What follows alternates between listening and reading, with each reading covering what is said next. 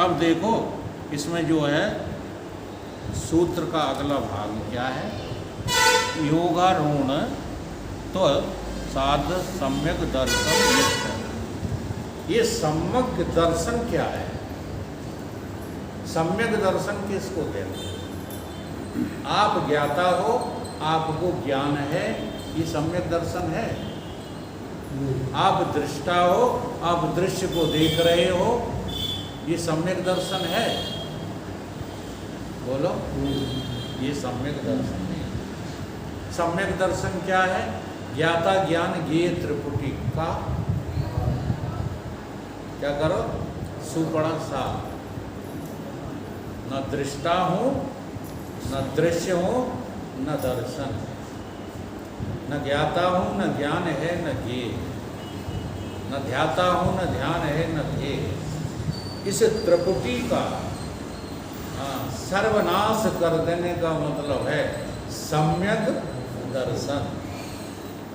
जब सम्यक दर्शन होता है तभी हमको ये लगता है कि जो दिख रहा है वो भी मैं ही हूँ, धोखे से हूँ।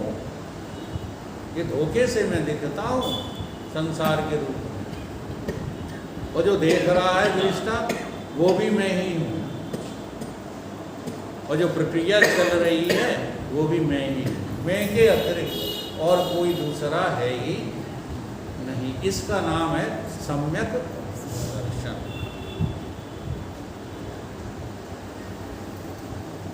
दर्शन हो जाए, सम्यक दर्शन नहीं है, दृष्टा अलग दिख जाए, दर्शन अलग दिख जाए, दृश्य अलग दिख जाए, ये सम्यक दर्शन नहीं है।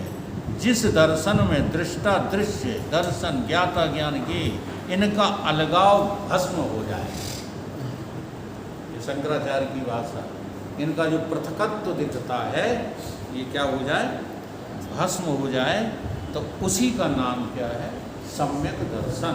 और इसी सम्यक दर्शन की बात भगवान कृष्ण कर रहे हैं।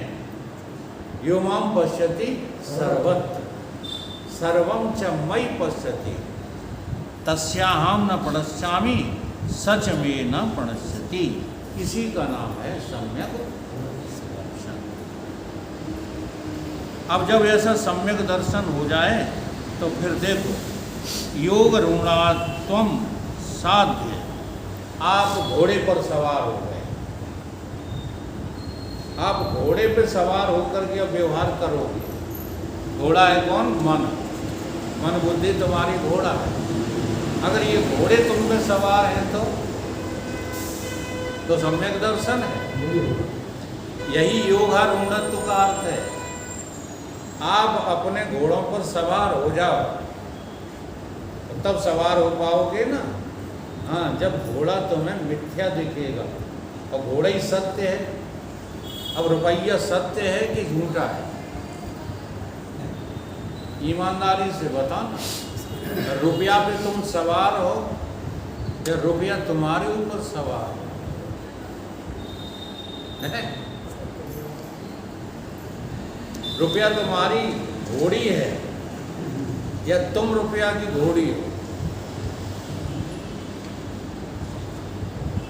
सो मत विजयानंद जी महाराज, नहीं संन्यास बेकार चला जाएगा।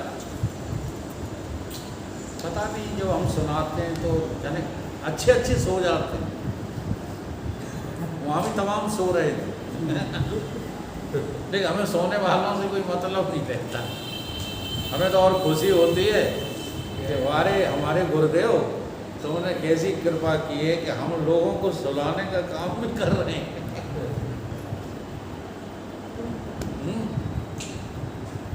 हमारे संग स्टेज में बैठने वाले सो जाते हैं।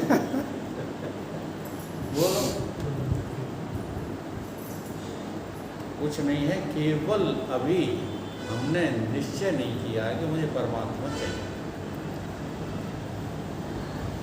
और कोई बात नहीं। परमात्मा पाने का निश्चय अलग बात है, परमात्मा मुझे अच्छा लगता है ये अलग बात है, सत्य की चर्चा मुझे भाती है ये अलग बात है, ये सत्य का बोलना मुझे भाता है ये अलग बात है। समझ रहे हैं कि नहीं? लेकिन निश्चयात्मक बुद्धि करना अलग बात। जब तक बुद्धि का निश्चय नहीं पलट रहा है तब तक उद्धेर आत्मा का उद्धरेत नहीं हो सकता। उसको उद्धरेत करने के लिए बुद्धि का निश्चय तो पलटना पड़ेगा। अब देखो, घोड़ी पर सवार हो या घोड़ी तुम पर सवार है। एक बार पूजनीय अखंडानंद जी चले जा रहे थे तो एक विद्वान ने कहा कि महाराज हमें ये बता दो कि चित्त का निरोध कैसे करते हैं, योग दर्शन में बताया गया। परम पूज्य अखंडानंद जी बोले कि आप गलत पढ़ के आए हो। हाँ, विद्वानों को पता होता नहीं रहता कि वो शब्द रटे रहते हैं। उसमें वृत्ति का निरोध लिखा है, चित्त का निरोध नहीं लिखा। अब आदमी पढ़ता है चित्त वृत्ति तो भूल जाता है, क्योंकि अनुभव तो है नहीं, उन्हें चित्त ही याद रह जाता है। चित्त का निरोध थोड़ी होता है, निरोध तुम्हारी वृत्तियों का होता है। आई बात समझ? तो जो योगारूढ़ होता है, योगारूढ़ का अर्थ यही है, गीता में बहुत जोर दिया है योग के ऊपर। तुम योग इसको कहते हो कसरत करने को, सांसें खींचने को, कहा है जी कपालभाति करने को। हाँ, रामदेव बाबा ने दुनिया पागल बना डाली, सब उसी में लगे रहते हैं। सवेरे ट्रेन में देखा हमने, ट्रेन में लोग जगते ही कुल्ला दातुन नहीं करेंगे, बैठ के सीट पे होने लगे। यानी देह तक इतने सीमित हैं कि हम देह को जीवित रखना चाहते हैं हजारों साल। ये नहीं जानना चाहते कि हमारे पास देह नाम की चीज़ है ही नहीं। इस जानने में दिलचस्पी नहीं। अब जब है ही नहीं तो मरेगा कौन? ले मौत में विजय हाल प्राप्त होती है, लेकिन इसके विषय में किसी को दिलचस्पी नहीं रहती। तो वो बोले चित्त का निरोध नहीं होता, चित्त वृत्तियों का निरोध होता है।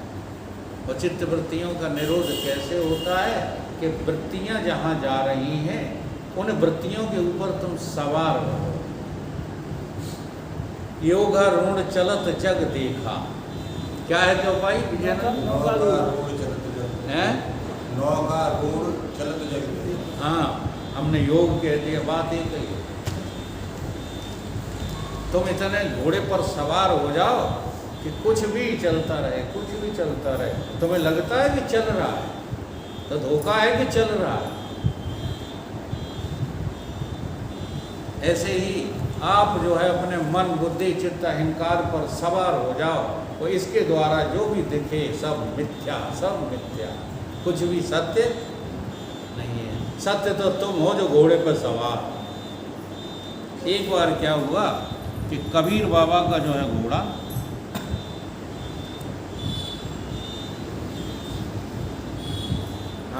जंगल में बैठ करके कबीर बाबा घोड़े पे गए थे।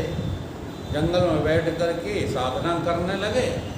घोड़ी थी, तब तक वो घोड़ी जो है ब्याह गई, यानी बच्चा उसने दे दिया।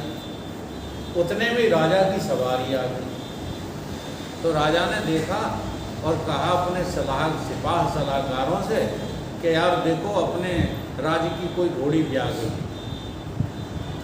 तो मंत्री जी थे, सिपाह सलाहकारों ने कहा कोई है नहीं महाराज यहाँ, ये घोड़ी का बच्चा ले कौन चलेगा। तब तक कबीर बाबा बैठे नजर आ गए। संतों का स्वभाव देखिए। लोगों ने कहा कि वो बैठा है आदमी, इससे कहो। तो राजा ने आज्ञा दी कबीर को, है जरा ये घोड़ी का बच्चा हमारा है, ला दो अपने ऊपर। पीछे पीछे घोड़ी चलेगी और चलो। अब कबीर बाबा हंसे कि हमने बहुत घोड़ी पर सवार हो लिया, आज घोड़ी हमारे ऊपर सवार हो गई। ठीक है।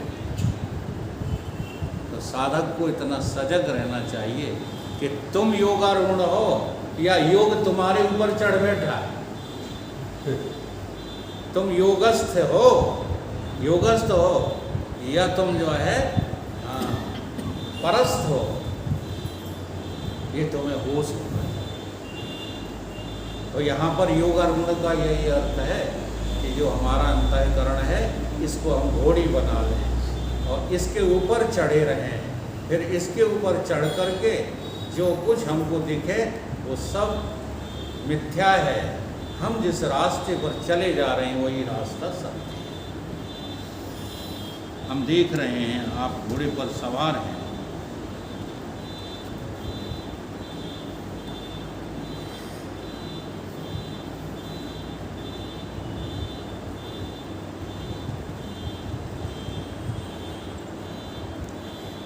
अब देख लीजिए हम घोड़े पर चढ़कर दौड़ते रहेंगे कि घोड़ा भी दौड़ता रहेगा और हम उसकी पीठ पर खड़े होकर नाचते भी रहेंगे?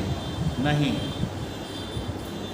बल्कि ध्यान रखना पड़ेगा कर्म करने में 4 चीज़ों से बचना है, तो ही तुम घोड़ी पर सवार हो। तो ज्ञानी इनसे बचकर रहता है। कौन कौन से? कर्म फल आसक्ति, 4 आसक्तियां हैं व्यवहार काल में। कौन कौन सी? कर्म आसक्ति और कर्म फल आसक्ति, 2 हो गई। दूसरा जो है कृतित्व आसक्ति और चौथी अकृतित्व आसक्ति। इन 4 आसक्तियों से जो है हमको बच के रहना। अब कर्म आसक्ति क्या है? कर्म करना ही पड़ेगा। अगर कर्म नहीं करोगे तो परमात्मा नहीं मिलेगा। ये क्या है? कर्म आसक्ति।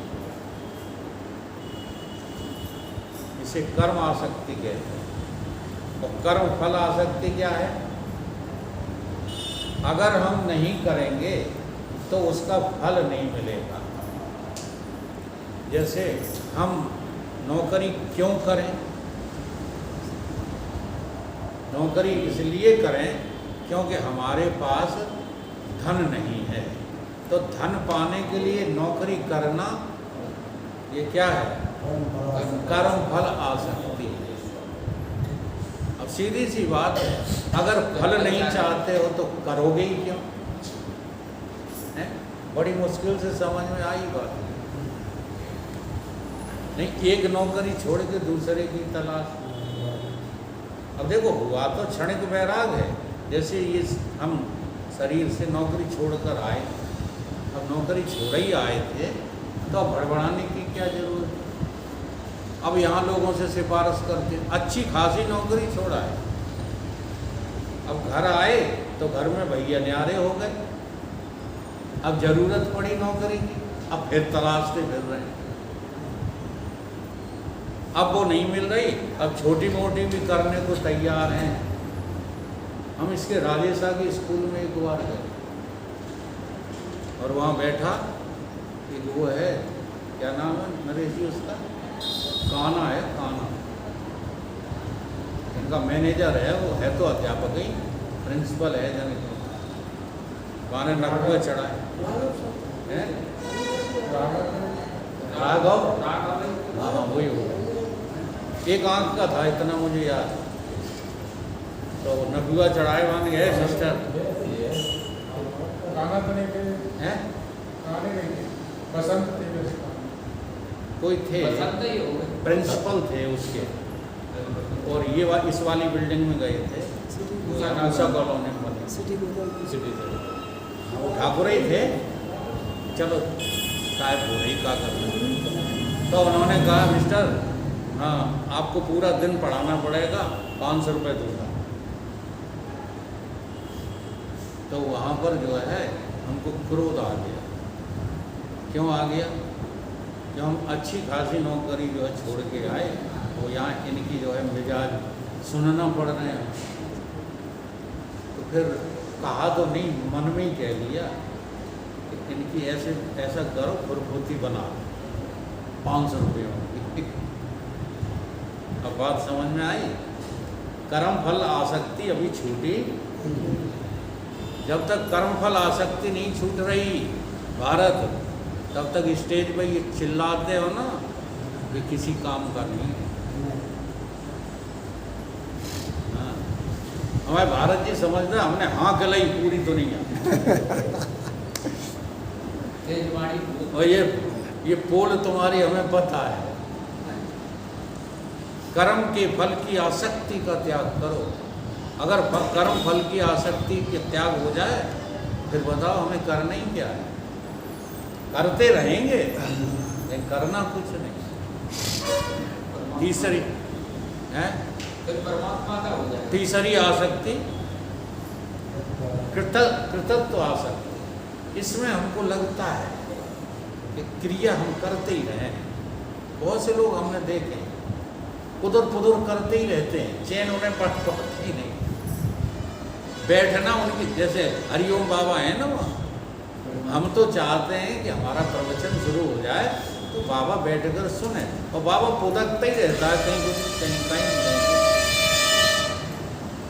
तो ये जिनको लगा रहता ना कि कुछ ना कुछ करते ही रहें करते ही रहें करते ही रहें, यही होता है क्या कृतत्व आसक्ति। और आखिरी आसक्ति है वो सबसे खराब है, और वो है अकृतत्व आसक्ति। हम तो आत्मज्ञानी हैं, तो बस बैठ गए एक कमरा है, फिर चाहे वहाँ मक्खी भिनक रही हो, हाँ उठ करके झाड़ू भी नहीं लगा सकते। ये है अकृतत्व आसक्ति, न करने की आसक्ति। इस प्रकार से ये 4 प्रकार की आसक्तियाँ जब तक रहती हैं तब तक आप अपनी आत्मा का उद्धार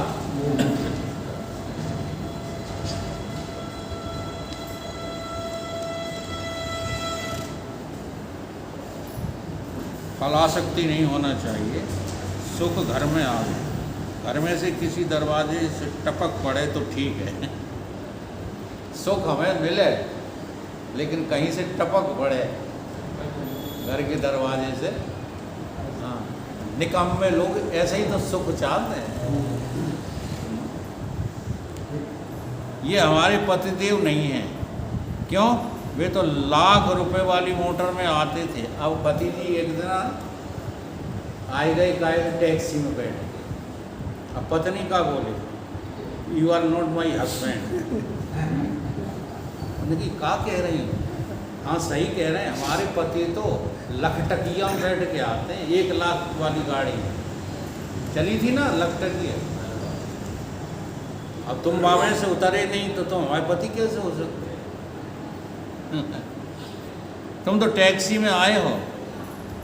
उन्हें कही रास्ते में मोटर बिगड़ गई, टैक्सी से जल्दी घर आ गए तो उनका स्वागत करना चाहिए या घर के किवाड़े बंद कर लेना चाहिए? नहीं नहीं, आज लाख रुपए वाली मोटर में नहीं आए तो तुम हमारे पति हो ही नहीं। आपका आदर जो है वो किसके लिए है? वाहन के लिए, पति देव के लिए नहीं। यही घटना यहाँ घटित करते हैं। हम आदर देते हैं देह को, हम आदर देते हैं अपने अंतःकरण को, हम आदर देते हैं अपने प्राणों को। आत्मा के प्रति कोई हमारा आदर नहीं। एक तो सुखासक्ति, दूसरे कर्मासक्ति। ये काम करने से सुख मिलता है। कर्म की बंधन में जो लोग सुख सब जगह लेते हैं और कर्म में आसक्ति नहीं रखते, उन्हें भी कृतत्व आसक्ति बनी रहती है। अमुक काम करें, ये कर्म आसक्ति है, और कोई ना कोई काम करते ही रहते हैं। अकृतत्व आसक्ति, आत्मा तो अकर्ता है, हाथ पांव बांध के बैठ गए। भाई अकर्ता होना ये सबसे बड़ा योग है। ये सब नासमझी की बातें हैं। ये सब क्या है? नासमझी की बातें हैं। सम्यक तत्व की कल्पना हो गई कि यही अच्छा है। लो जाओ, दुखी दुख को बुला लिया, आ बैल मुझे मार। संसार में जो वस्तुएं सामने आती हैं उनमें सम्यक तत्व की कल्पना न हो, बल्कि सम्यकता हो। कल्पना न करो, हाँ ये भी हम ही हैं, वो भी हम ही हैं, कल्पना करते रहते। कल्पना न करो, सम्यकत्व का दर्शन करो। जो मैं हूँ वही ये। अगर मुझे भूख लगती है तो आप लोगों को भी भूख लगती है। मान लो हम ज्ञानी हैं, आप अज्ञानी हो, तो भूख हमें तो लगती है क्योंकि हम आत्मा हैं। तुम्हें नहीं लगती मैं उसकी कह रहा हूँ जो सम्यकता की कल्पना करता रहता है। तो कल्पना नहीं करना है, सम्यक बोध होना चाहिए। जड़ जैसा है जड़ का बोध, चेतन जैसा है चेतन का बोध। जड़ तीन काल में है नहीं, ये कल्पना न करो, बल्कि देखो भले तीन काल में नहीं है लेकिन है तो हमारा ही स्वरूप। तो जब ये समकत्व आ जाता है ना, तो संसार के जितने भी अनैतिक, अधार्मिक, अपरमार्थिक काम सब बंद हो जाते हैं। फिर आपके द्वारा कोई गलत हो ही नहीं सकता। उसी का नाम है भगवान। हाँ, भगवान कोई इंसान के अलावा कोई और थोड़ी मिलेगा। इसी प्रकार से जो है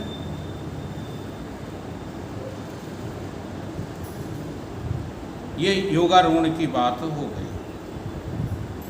योगारूढ़ तो साधे तो क्या करें, इस संसार समुद्र में आप लहरा रहे हैं, थपेड़े खा रहे हैं। अच्छा, यदि श्री कृष्ण चाहते तो अपना जेल में पैदा होना रोक नहीं सकते थे?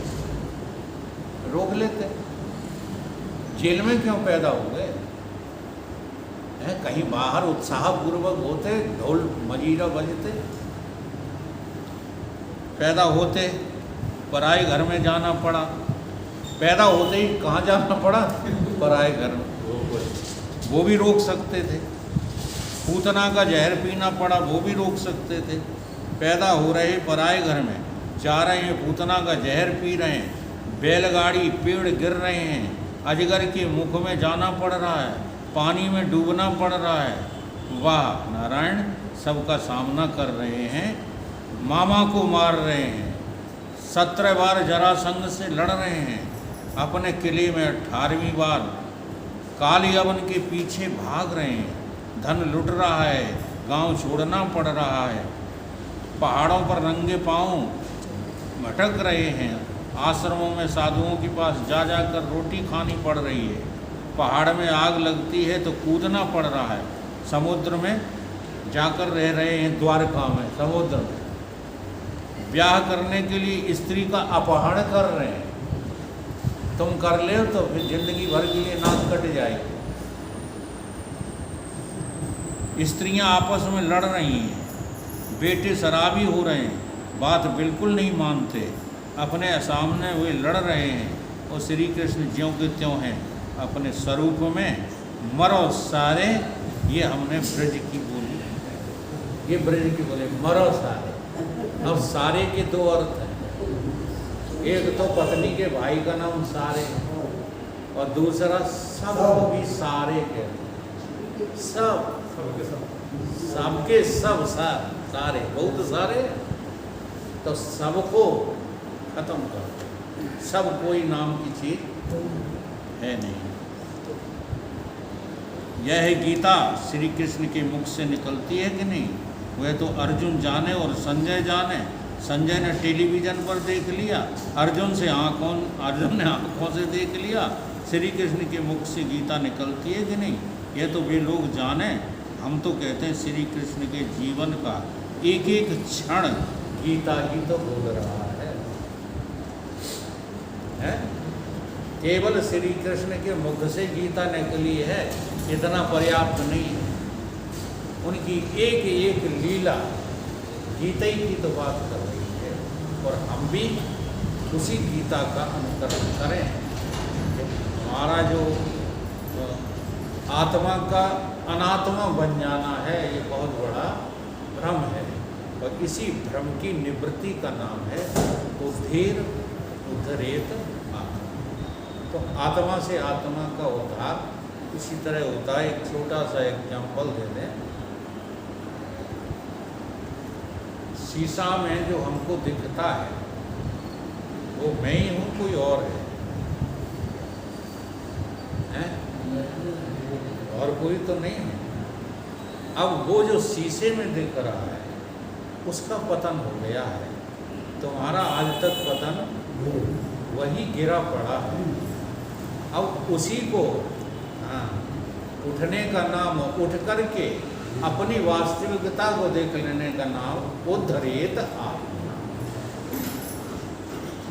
तो ये जो हमको ईश्वर ने दिया है, ये दर्पण की जो है जगह पर दिया है। अब शुद्ध दर्पण बना, लख रूप अपना जो पुराना, ये तुझे सच्चिदानंद। बोलिए सत्य।